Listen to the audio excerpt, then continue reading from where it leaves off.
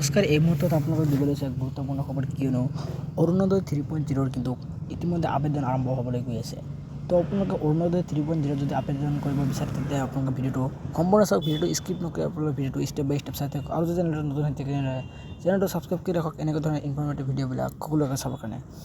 তো এতিয়া আপোনালোকে অৰুণোদয় 3.0 আবেদন কৰাৰ বাবে আপোনালোকে কি চৰ্ত মানিব লাগিব, আপোনালোকৰ কি যোগ্যতাৰ প্ৰয়োজন হ'ব, আপোনালোকৰ আবেদন কেনেকৈ কৰিব, আপোনালোকে ক'ত জমা কৰিব, আপোনালোকে আবেদনটো অফলাইন কৰিব নে অনলাইন কৰিব পাৰিব, সকলো তথ্যখিনি এইটো ভিডিঅ'ত জনাই দিয়া হ'ব।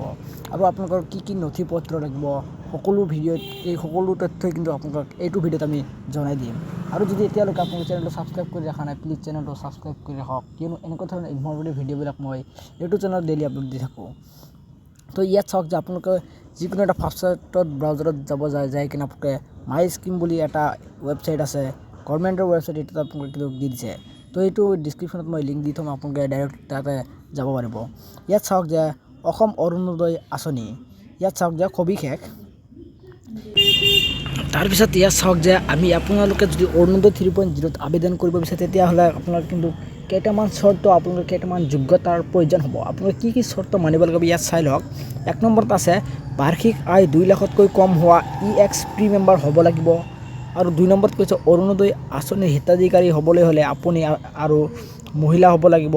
আপুনি কিন্তু এজন মহিলাহে এই অৰুণোদয় আঁচনিৰ বাবে আবেদন কৰিব পাৰিব। তাৰপিছত 3 নম্বৰত কৈছে যে গাঁৱে ভূঞে কুটছা হাউচ বসবাস কৰা পৰিয়াল।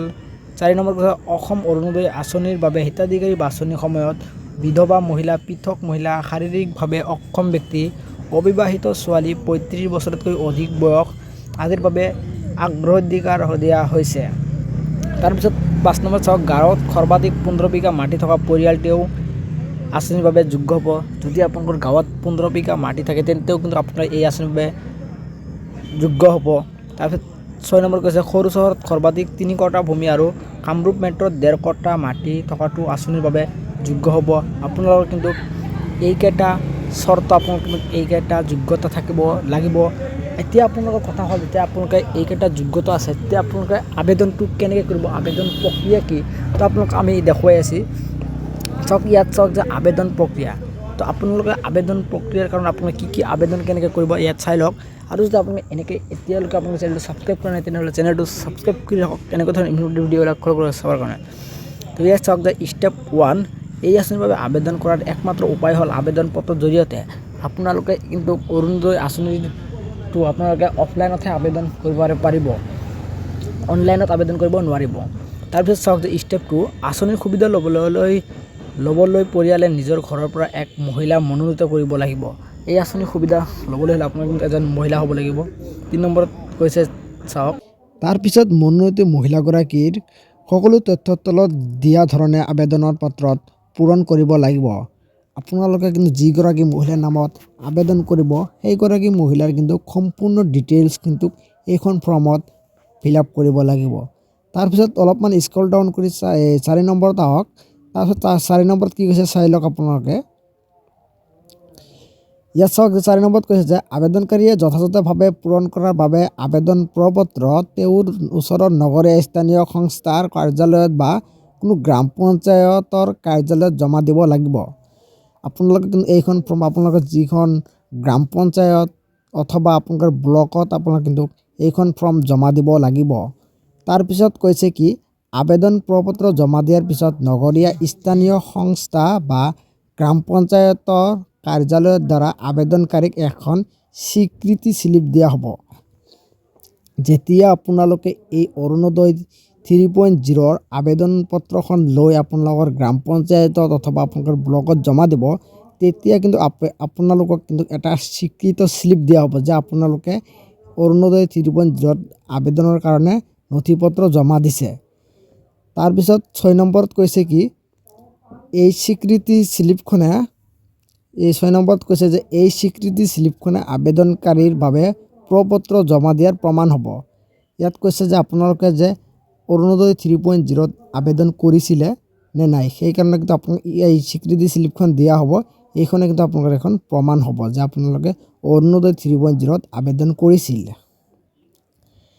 তাৰপিছত 7 নম্বৰত চাওক যে ইয়াত 7 নম্বৰত কৈছে যে তাৰপিছত বিভিন্ন পৰ্যায়ৰ কমিটিয়ে লাভ কৰা আবেদনসমূহ পৰীক্ষা কৰি ভালদৰে পৰীক্ষা কৰিব যে আপোনালোকে যে অৰুণোদয় 3.0ত আবেদন কৰিলে সেই প্ৰ-পত্ৰখন আপোনালোক কিন্তু বিভিন্ন পৰ্যায়ৰ কমিটিয়ে কিন্তু আপোনালোকৰ এই আবেদনখন ভালকৈ পৰীক্ষা নিৰীক্ষা কৰিব। পৰীক্ষা নিৰীক্ষা কৰাৰ পিছত ইয়াত 8 নম্বৰত আকৌ ষ্টেপ 8 নম্বৰত কৈছে পুংখানুপুংখভাৱে পৰীক্ষা কৰাৰ পিছত পৰ্টেলত নিৰ্বাচিত আৰু যোগ্য হিতাধিকাৰীৰ তালিকা আপলোড কৰা হ'ব।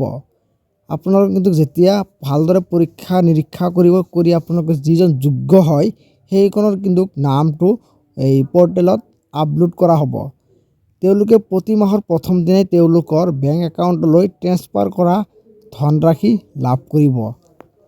যিজন যোগ্য ব্যক্তি হয় তেতিয়া কিন্তু প্ৰতি মাহত 10 তাৰিখে কিন্তু তেওঁলোকৰ বেংক একাউণ্টত এই ধনৰাশি কিন্তু লাভ কৰিব।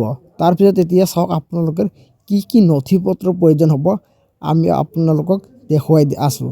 আপোনালোকে আবেদন প্ৰক্ৰিয়াটো জানিব পাৰিলে আপোনালোকে কেনেকৈ আবেদন কৰিব এতিয়া আপোনালোকে নথি পত্ৰ কিন্তু চাই লওক। আপোনালোকে যদি এতিয়াও আপোনালোকৰ চেনেলটো ছাবস্ক্ৰাইব কৰা নাই তেনেহ'লে প্লিজ চেনেলটো ছাবস্ক্ৰাইব কৰি ৰাখক। এনেকুৱা ধৰণৰ ইনফৰ্মেটিভ ভিডিঅ'বিলাক সকলোৱে চাবৰ কাৰণে ভিডিঅ'টো এটা সকলোৰে মাজত শ্বেয়াৰ কৰি দিয়ক আৰু ভিডিঅ'টোত এটা লাইক কৰি দিব। তাৰপিছত চাওক মই অলপমান জুম কৰি আপোনালোকক দেখুৱাই আছে যে আপোনালোকৰ কিন্তু 1 নম্বৰত চাওক আধাৰ কাৰ্ড লাগিব, 2 নম্বৰত পেন কাৰ্ড লাগিব, 3 নম্বৰত কিন্তু অসমৰ বাসস্থান হ'ব লাগিব আপুনি। তাৰপিছত ইয়াত 4 নম্বৰত বেংক পাছবুক এটা লাগিব আপোনালোকৰ, আকৌ বেংক একাউণ্ট এটা লাগিব, তাৰপিছত 2 কপি পাছপোৰ্ট ফটো লাগিব, 7 নম্বৰত মোবাইল নাম্বাৰ লাগিব, 8 নম্বৰত ৰেচন কাৰ্ড লাগিব, তাৰপিছত 9 নম্বৰৰ আয়ৰ প্ৰমাণপত্ৰ লাগিব, 10 নম্বৰত আত্মঘোষণা প্ৰমাণপত্ৰ লাগিব, তাৰপিছত 11 নম্বৰত পৰিচয় পত্ৰ লাগিব, 12 নম্বৰত ভোটাৰ ID কাৰ্ড লাগিব আৰু 13 নম্বৰত কিন্তু বয়সৰ প্ৰমাণপত্ৰ লাগিব। আপোনালোকৰ কিন্তু এইকেইটা প্ৰমাণপত্ৰ এইকেইটা নথিৰ কিন্তু প্ৰয়োজন হ'ব। আশা কৰোঁ আপোনালোকে ভিডিঅ'টো ভাল লাগিছে। যদি ভিডিঅ'টো ভাল লাগিছে তেনেহ'লে ভিডিঅ'টো এটা লাইক কৰি দিয়ক আৰু ভিডিঅ'টো সকলোৰে মাজত শ্বেয়াৰ কৰি দিয়ক। আৰু যদি চেনেলটোত প্ৰথমবাৰৰ কাৰণে ভিজিট কৰিছে তেতিয়াহ'লে আপোনালোকে চেনেলটো ছাবস্ক্ৰাইব কৰি ৰাখক, কিয়নো এনেকুৱা ধৰণৰ ইনফৰ্মেটিভ ভিডিঅ'বিলাক সকলোৰে চাবৰ কাৰণে আপুনি কিন্তু চেনেলটো ছাবস্ক্ৰাইব কৰি ৰাখিব লাগিব। আৰু আপোনালোকক কৈ দিছোঁ যে অৰুণোদয় 3.0 যেতিয়াই আপোনালোকৰ আবেদন আৰম্ভ হ'ব তেতিয়াই কিন্তু আপোনালোকক মই ভিডিঅ'ৰ সহকাৰে আপোনালোকক জনাই দিম। তেতিয়া কিন্তু আপোনালোকৰ ভিডিঅ'টো লাইক কৰি দিয়ক আৰু ভিডিঅ'টো সকলোৰে মাজত শ্বেয়াৰ কৰি দিয়ক আৰু চেনেলটো কিন্তু ছাবস্ক্ৰাইব কৰি ৰাখক, কিয়নো আপোনালোকে অৰুণোদয় 3.0ত কেতিয়া আবেদন ষ্টাৰ্ট হয় আপোনালোকক আমি ভিডিঅ'ৰ সহকাৰে জনাই দিম। সেইকাৰণে আপোনাৰ চেনেলটো ছাবস্ক্ৰাইব কৰি ৰাখক। আজি ভিডিঅ'টো এইখিনি আকৌ লগ পাম নেক্সট ভিডিঅ'ত। তো বাই।